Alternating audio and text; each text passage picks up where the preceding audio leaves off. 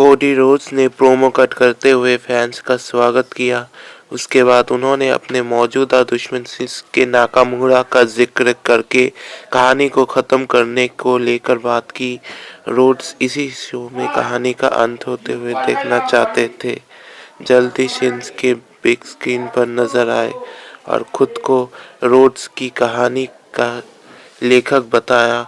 जापानी सुपरस्टार ने दावा किया कि कोडी रोड्स अंत नहीं देख पाएंगे। उसके बाद शिंसुके नाकामुरा ने अगले हफ्ते कोडी रोड्स का बुरा हाल करने की धमकी दी और कैमरे पर मिस्ट फेंक कर सेगमेंट का अंत कर दिया। जिंदर महल ने खुद को टॉप 50 WWE चैंपियंस में से एक बताया। महल ने दावा किया कि वे अब मजाक बनकर रह गया है और उन्होंने कहा कि वो सभी को यूनिफाई कर देंगे। जल्दी जिंदर महल ने पंजाबी में बात करना शुरू किया और उन्होंने आयरन शेक को लेकर भी बात की।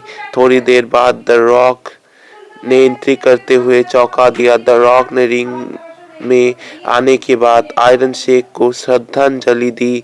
वहीं जिंदर महल ने उन पर तेज कसा। रॉक ने जिंदर को कहा कि उनके लुक या पंजाबी में बोलने की वजह से लोग उन्हें बू नहीं करते हैं, बल्कि उसके पीछे का कारण दूसरा है। उसके बाद पीपल्स चैंपियन ने उन्हें काफी भला बुरा कहा।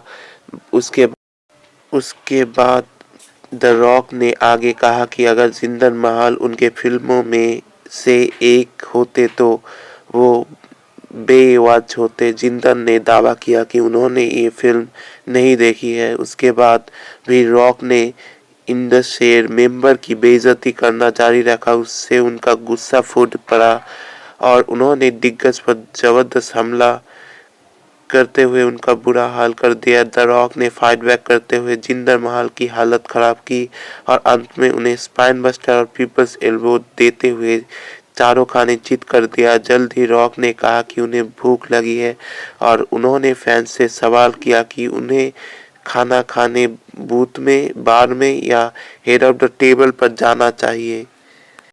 इस चीज के जरिए दिग्गज ने रोमन रेंज के खिलाफ मैच टीज कर दिया। WWE रॉ डे 1 के मेन इवेंट में ड्रू मैकिंटायर और सेथ रॉलिंस का मैच हुआ। बेल बजते ही सेथ रॉलिंस ने ड्रू मैकिंटायर पर हमला कर दिया। जल्दी मैकिंटायर ने फाइट बैक किया और ये दोनों सुपरस्टार ने फाइट करते हुए रिंग के बाहर चले गए। थोड़ी देर बाद सेथ ने हील सुपरस्टार पर डाइव लगाते हुए बवाल मचा दिया।